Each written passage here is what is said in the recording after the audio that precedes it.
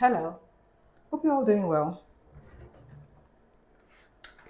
Today, I'd like to talk about beauty standards,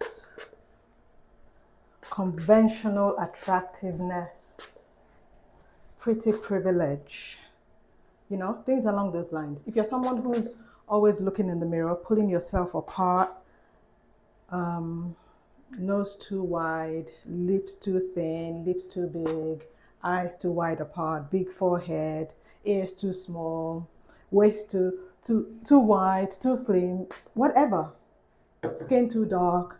If you're someone like that, this video might be for you. I'm prepping for the day. I work from home usually, so all I need to do is roll out of bed and go to my desk. But today is like a day of calls, so I need to make an effort. And I thought, as I'm making an effort to prepare for my day, let's talk about beauty standards. If you're new here, hello, my name is Lanre. Welcome. Welcome to my channel where I share my thoughts, ideas about complexities of what it is that makes us human. I also share my life as a 50-year-old that currently lives in the city of London. Have you heard about Naomie Pilula? She's a 37-year-old Zambian woman, a lawyer who's based out of Zambia. And I'm talking about this because a few weeks ago, she posted a selfie, I think it was on IG, that went viral because a lot of people were telling her, you need to delete that, you need to delete that. She was getting like a lot of hate for posting her selfie. At first, she didn't understand what was going on. Can you imagine you just post a selfie like people do? She probably had a handful of followers, but for some reason, it got into the hellhole of the internet. And they were telling her to delete it, take that off, and abusing her and telling her all sorts of madness. And she refused to delete it. And then she made another video explaining why she refused to delete it. After a conversation I had with my sister, and so I was telling her about it, and she was just asking me a very simple question. She was just like, you know what? And she was reminding me, she's like, you can't control what people say, and that's true. That's true across board. You can never control what people say, right?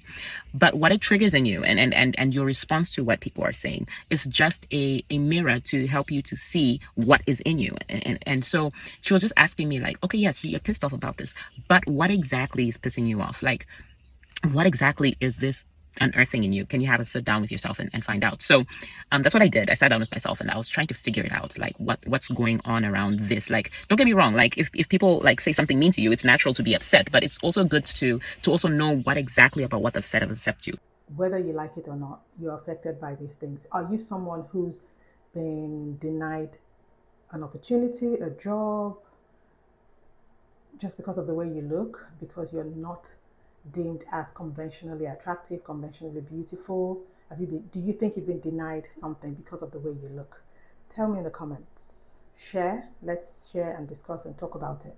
Because I think that the more we talk about this, the better we are as a society, the more we heal ourselves as a society. I know people like to throw away comments like, yeah, just love yourself, just love yourself. The truth is that if it's that easy to just ignore what people say about you, the beauty industry will not be a billion-dollar industry, right? We're all affected by the things people say to us, the way we think about ourselves, the way we see ourselves.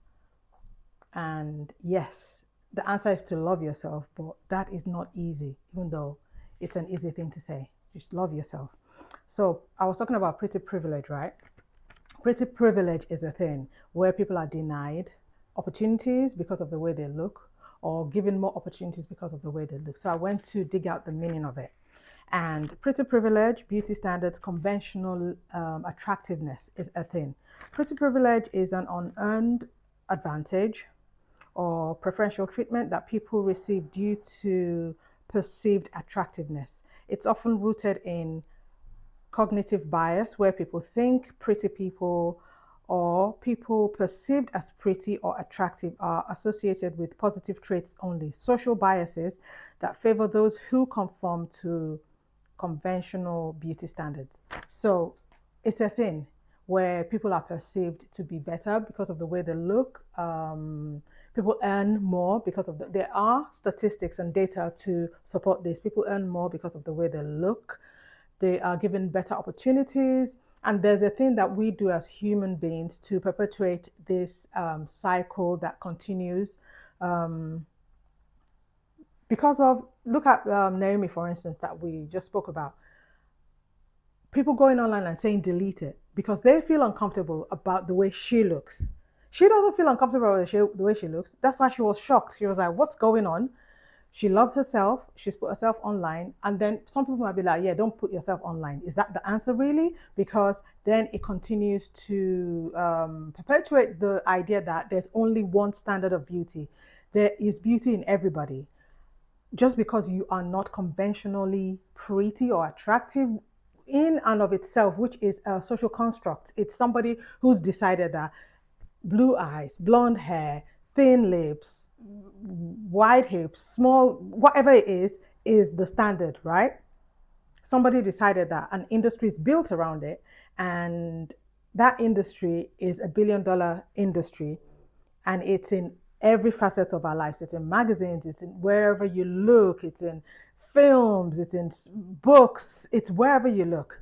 So it's not easy to say, it's very easy to say, oh, just love yourself, but it's not easy to actually do that. You have to, it's like a total reset. Those of you raising children, boys, girls, whatever, what do you say to them about themselves? Oh, your hair is too thick. Oh, this is too difficult to manage. Just flippant comments. The things you say about yourself that your children hear you say about yourself, right? The things the way you look at yourself, the way you carry yourself. For some mothers, your children have never seen your natural hair, the way it looks like. I'm talking about Black women now. They don't know the way your hair grows out of your scalp because you've bought into the idea that the way your hair looks is not neat, it's not professional, it's not beautiful. That's been drummed into you since you were young. It was drummed into your mother. It was drawn into her mother. And so it's going to take a lot of work to undo all of that nonsense.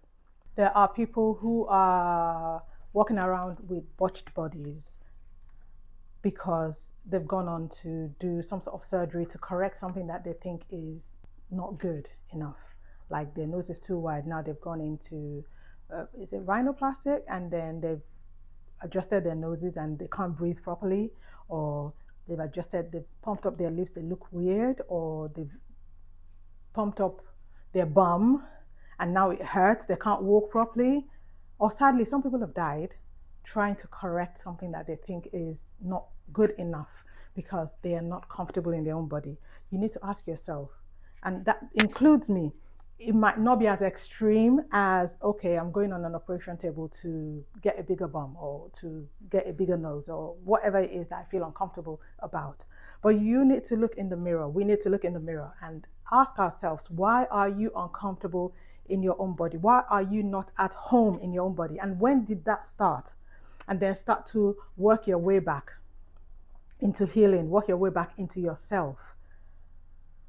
That's the only way forward. That's the way I think, it's not just about, well, yeah, you're beautiful. Everybody is beautiful. I think sometimes even that in itself is very reductive when people say stuff like, oh, yeah, everybody is beautiful and you're beautiful. Yes, we know there's beauty in everyone. But the truth is that we're not treated equally because of the way we look. And people see that, and for some people, it's survival. In Nigeria, for instance, there is the large percentage of people who are into skin bleaching is ridiculous.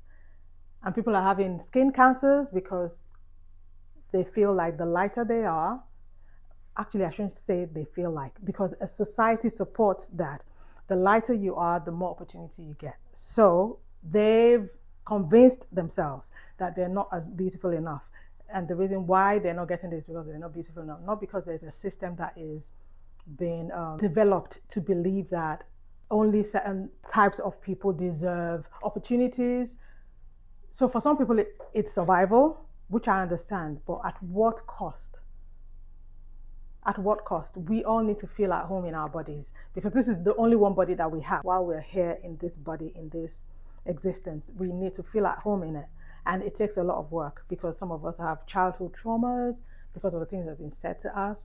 I remember writing a song years ago called Beautiful, and it's not about, oh, you, yes, even though the song says you're beautiful, you are beautiful, yes, you're beautiful, but the crux of it is that it's not that you were ever called ugly, it's because you were never called beautiful. You're walking with your friends and somebody is selected or given preferential treatment, or somebody, especially when you're younger, you see these things when somebody catches the eye of younger boys, like you're all like you've got crushes, and somebody catches the eye of a boy, and that person or people that look like that are the only people that get the attention. So after a while, even as a child, you start thinking, so I've not been called ugly, but I'm not like the standard here. So you start, that starts to do something in your psyche. And then if you get home and somebody says to you, oh, your hair is too thick, you can't manage this, now you need to put relaxers in it.